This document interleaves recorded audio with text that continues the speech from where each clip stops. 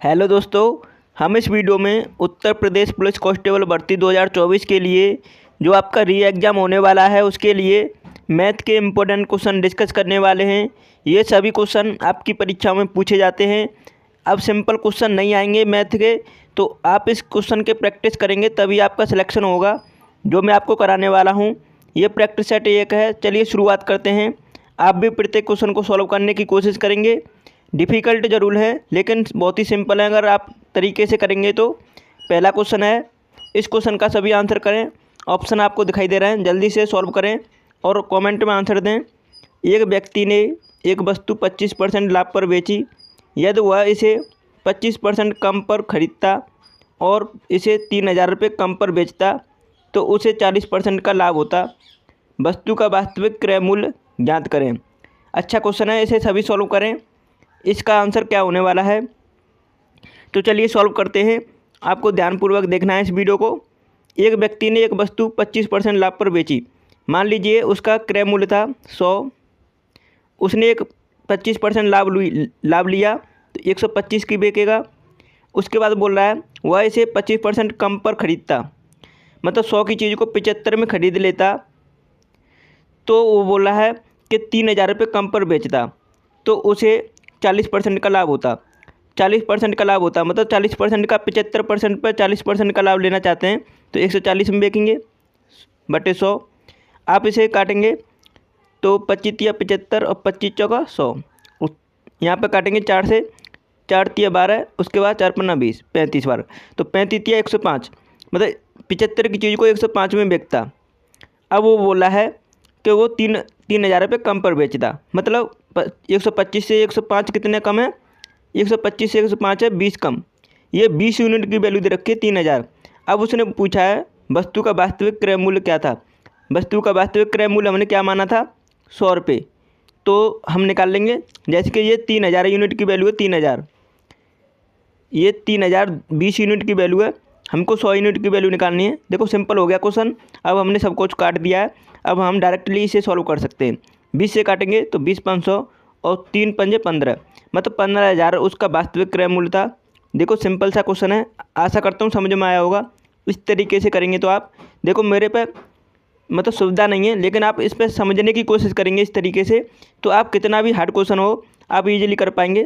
चौथा क्वेश्चन है इस क्वेश्चन का, चौथा ऑप्शन इस क्वेश्चन का राइट आंसर है। इस तरीके से करना था। अब नेक्स्ट क्वेश्चन पर चलते हैं। दूसरे क्वेश्चन का सभी आंसर करें, इंपॉर्टेंट क्वेश्चन है सभी।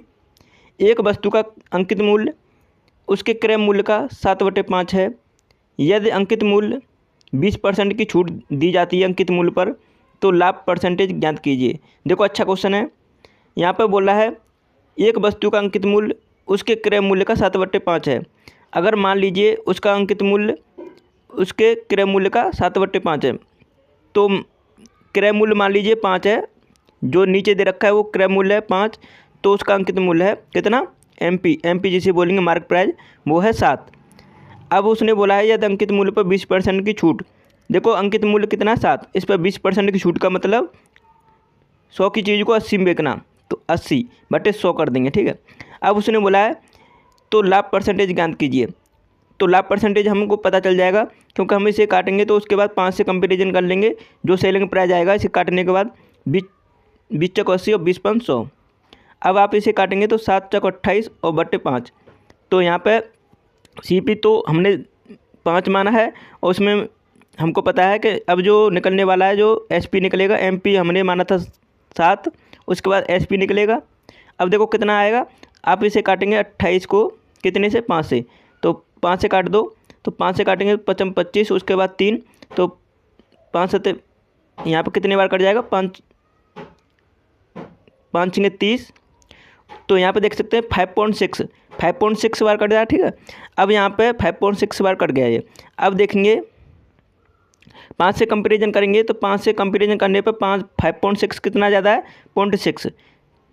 सीपी से एसपी कितना ज़्यादा, 0.6, तो कितना लाभ हुआ 0.6 का, लेकिन इसने परसेंटेज में पूछा है तो 5 से कंपेरिजन कर लेंगे 0.6 को इंटू 100। आप देख सकते हैं इसे काटेंगे तो आप 5 से काटेंगे कितने बार कट जाएगा, 5 से काटने पर 20 बार, और 20 मल्टीप्लाई आप करेंगे 0.6 में तो कितना आ जाएगा, ये आ जाएगा 12 परसेंटेज का राइट आंसर होगा। तो इस क्वेश्चन का करेक्ट आंसर क्या है? Second option. इस तरीके से आपको करना था। आशा करता हूँ समझ में आया होगा। आप थोड़ा समझने की कोशिश कीजिएगा, सभी क्वेश्चन इंपॉर्टेंट हैं। यदि पी और क्यू अकेले किसी कार्य को करते हैं तो इस क्वेश्चन को सॉल्व करने की कोशिश करें सभी। पी और क्यू अकेले एक कार्य को क्रमशः 9 और 12 दिन में पूरा कर सकते हैं। यदि क्यू से शुरू करके एक एक दिन छोड़कर कार्य करते हैं तो कार्य कितने दिन में पूरा होगा? देखो अल्टरनेट दिनों में कार्य किया जाता है। ये इस टाइप के क्वेश्चन इंपॉर्टेंट हो जाते हैं, तो सभी सॉल्व करें। इस टाइप के क्वेश्चन की प्रैक्टिस करके जाएं। ये क्वेश्चन जरूर देखने को मिलेगा आपकी परीक्षा में। तो करेंगे पी क्रमशः मतलब 9 और 12 दिन में कर रहा है पी क्यू, तो पी कर रहा है मतलब 9 दिन में और क्यू कर रहा है 12 दिन में। अब देखो अल्टरनेट कर देंगे हम। पहले तो हम इन दोनों का एलसीएम लेंगे। कितना आ जाएगा? 36। एलसीएम सभी ले सकते हैं। 9 से काटेंगे 36 को, तो 9 तक 36 और 12 3 36। अब देख सकते हैं अल्टरनेट दिनों में कार्य करते हैं, मतलब क्यू से शुरू करते हैं, मतलब 4 और 3 को जोड़ेंगे तो 7। ये अल्टरनेट दिनों में कार्य करते हैं। 36 कार्य कराना है हमको, तो हमको पहले आता है क्यू, फिर दूसरे दिन आएगा पी। इस तरीके से कार्य कर रहे हैं। तो हम देखेंगे अगर हम 36 को कार्य को कराना चाहें तो 7 × 5 कर देंगे, क्योंकि देखो ये 2 दिनों में मतलब पहले आएगा आपका क्यू, उसके बाद आएगा पी, तो मतलब 2 दिन हो गए, तो इधर 2 दिन हो गए। अब 2 × 5 कर देंगे इधर, और इधर कार्य करा रहे हैं तो 7 × 5 कर देंगे, तो इधर कितना हो जाएगा? 5 दूनी 10, 10 हो गया। अब ये हो गया 7 पूरे 35। अब देखो 35 कार्य हो गया 10 दिनों में। अब बचा कितना? 1। 36 में से 35 माइनस करेंगे तो 1 बचेगा। एक कार्य को करने में फिर कौन सा आएगा? फिर आएगा आपको पता है क्यू आएगा। तो क्यू आएगा तो कितना हो गया? अब देखो एक कार्य को करने में क्यू की एफिशिएंसी 3 थी, तो कितना करेगा? 0.3 में। अब 10 दिन का कार्य पहले हो चुका था और 0.3 दिनों में ये करेगा, तो 10.33 दिनों में कार्य करेंगे ये अल्टरनेट दिनों में। तो बोल रहा है कार्य कितने दिनों में पूरा हो जाएगा, तो कितने दिनों में हो जाएगा? 10.33 दिनों में। करेक्ट आंसर है इस क्वेश्चन का 4th ऑप्शन। इस तरीके से करना था। अब नेक्स्ट क्वेश्चन का आंसर करें सभी। आपको स्पीड फास्ट लग रही है तो फ़ोन की स्पीड कम कर लीजिएगा। किसी वस्तु का क्रय मूल्य इसके अंकित मूल्य का 80% है। डीलर उस अंकित मूल्य पर 15% की छूट देता है। उसका लाभ परसेंटेज ज्ञात कीजिए। अच्छा क्वेश्चन है। किसी वस्तु का क्रय मूल्य इसके अंकित मूल्य का 80% है। 80% की फ्रैक्शन वैल्यू आप सभी जानते हैं कितनी होती है? इसकी फ्रैक्शन वैल्यू होगी 4/5। अगर उसने बोला है किसी वस्तु का क्रय मूल्य इसके अंकित मूल्य का कितना है? 80%, तो मतलब अगर अंकित मूल्य है 5 तो क्रय मूल्य कितना है? 4। ये आपको समझ में आना चाहिए पहले तो। अब वो बोल रहा है देखो यहाँ पे सी पी कितना है? 4 और एम पी कितना है? 5। ये समझ में आ गया। अब देखो इसमें बोला है डीलर उस अंकित मूल्य पर 15% की छूट देता है। अंकित मूल्य कितना है? 5। 5 पे 15% की छूट दे रहा है। उसका लाभ परसेंटेज ज्ञात करना है। देखो आपको पहले जैसा क्वेश्चन बन गया। सी पी कितना है? 4। एम पी कितना है? एम पी हो गया 5। अब एस पी निकालना है। एस पी निकालेंगे कैसे? क्योंकि हमें पता है कितनी % की छूट दे रहा है एम पी पे? 5% की, 15% की। तो 15% की छूट का मतलब 85 में बेच रहे हैं किसी चीज़ को। 100 की चीज़ को 15% की छूट देने के बाद 85 में बेच रहे हैं। और 100 से कंपेरिजन करते हैं, आप सभी को पता है 5 से काटेंगे 20 बार कट जाएगा नीचे, 5 से काटेंगे 17 बार, और 5 से काटेंगे 4 बार, और 4 से काटेंगे से 17 को कितने बार कट जाएगा? तो ये कट जाएगा आपको पता है 4 चक 16 और 4 पन्ना 20, 4.2, ठीक है 25, 4.25 बार कट गया। अब आपको पता है सी पी अगर 4 है और एस पी कितना है? 4.25। तो हमको पता है जब भी सेलिंग प्राइस ज़्यादा होता है कॉस्ट प्राइस से तो प्रॉफिट होता है, और परसेंटेज में निकलवा रहा है। तो कंपेरिजन कर लेंगे 4 से कितना आ जाएगा? 0.25। तो 4 से कंपेरिजन करेंगे 0.25 को इंटू 100 कर लेंगे, तो आपको पता है 4 से काटेंगे 25 बार कट जाएगा 100, और 25 × 0.25 करेंगे तो 6.25 आ जाएगा। 6.25% का उसे प्रॉफिट हुआ। तो करेक्ट आंसर है तीसरा ऑप्शन। इस तरीके से करना था।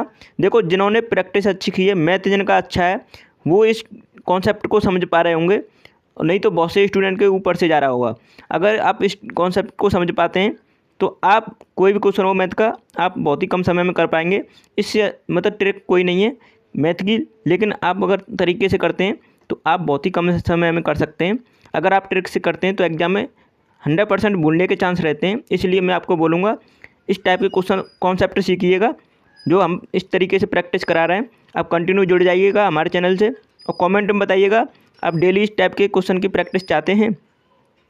5वां क्वेश्चन है, एक कार की गति 20 मीटर पर सेकंड है, कार 2.5 घंटे में कितनी दूरी किलोमीटर में तय करेगी। देखो अच्छा क्वेश्चन है।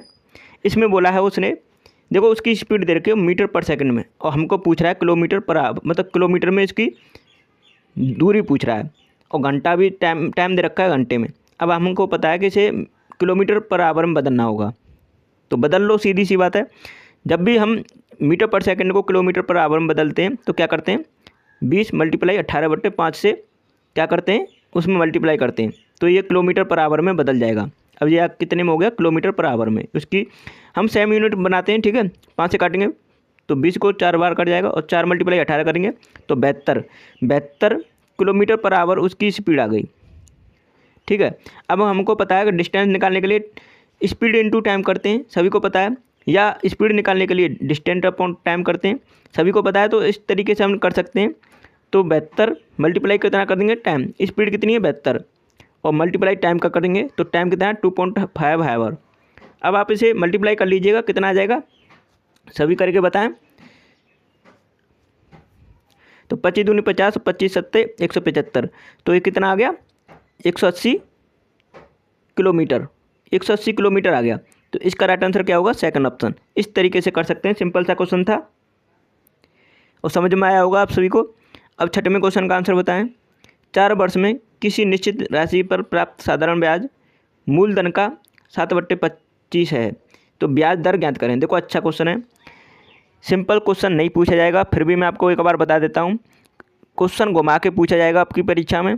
अगर आप अच्छे से प्रैक्टिस किए तो आप इजीली कर पाएंगे। अच्छे से आपने कॉन्सेप्ट सीखे हैं, मैथ के ज़्यादा से ज़्यादा क्वेश्चन लगाए हैं, तो आप इस टाइप के क्वेश्चन को कर सकते हैं। अन्यथा आपने वही फार्मूला या आपने कोई ट्रिक सीखी है तो आप नहीं कर पाएंगे, क्योंकि क्वेश्चन घुमा के पूछे जाते हैं परीक्षाओं में। तो इस क्वेश्चन को सभी आंसर करें। 4 वर्ष में किसी निश्चित राशि पर साधारण ब्याज मूलधन का 7/25 है। मान लीजिए मूलधन है आपका 25, तो उसमें ब्याज कितना है, साधारण ब्याज 7। अब बोला है ब्याज दर ज्ञात करें, तो ब्याज दर ज्ञात कर सकते हैं आप इजीली। कैसे कर पाएंगे, सभी बताएं कैसे कर पाएंगे। अब हमें पता है ये जो 7 दे रखा है ना ब्याज, ये कितने वर्ष का है, देखो यहाँ पर टाइम बता रहा है 4 वर्ष का, और हमको चाहिए 1 वर्ष का, तभी तो हम रेट निकाल पाएंगे। कंपेरिजन कैसे करेंगे, मूलधन से। तो देखो हम 4 से डिवाइड कर दो, 1 वर्ष का निकलाएगा, क्योंकि 4 वर्ष का है। तो 1 वर्ष का निकालने के लिए 4 से काटो 7 को, तो 4 एकम 4 और 4 सत्ते 28 और ठीक है 4 पन्ना 20। अब ये 1.75 बार कट गया, ठीक है। 1 वर्ष का कितना आ गया 1.75। अब देख सकते हैं 1.75 और मूलधन कितना 25 माना है हमने, ठीक है।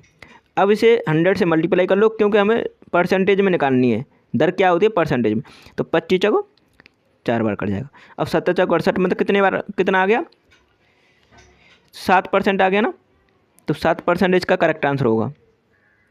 1.75 को आप कितने बार कर रहे हैं 4 बार मल्टीप्लाई, 4 पन्ना 20, उसके बाद 4 सत्ते 28 और 2 30 और 4 एकम 4 और 3 7, तो मतलब 7% उसका आ गया, ठीक है। करेक्ट आंसर होगा पहला ऑप्शन। इस तरीके से करना था, अच्छा क्वेश्चन था। अगर आपने अभी भी चैनल को सब्सक्राइब नहीं किया है तो प्लीज़ कर लीजिएगा और बेल आइकन को प्रेस जरूर कर लीजिएगा, जिससे कोई भी वीडियो आती है तो आप नोटिफिकेशन के थ्रू आप देख पाएँ।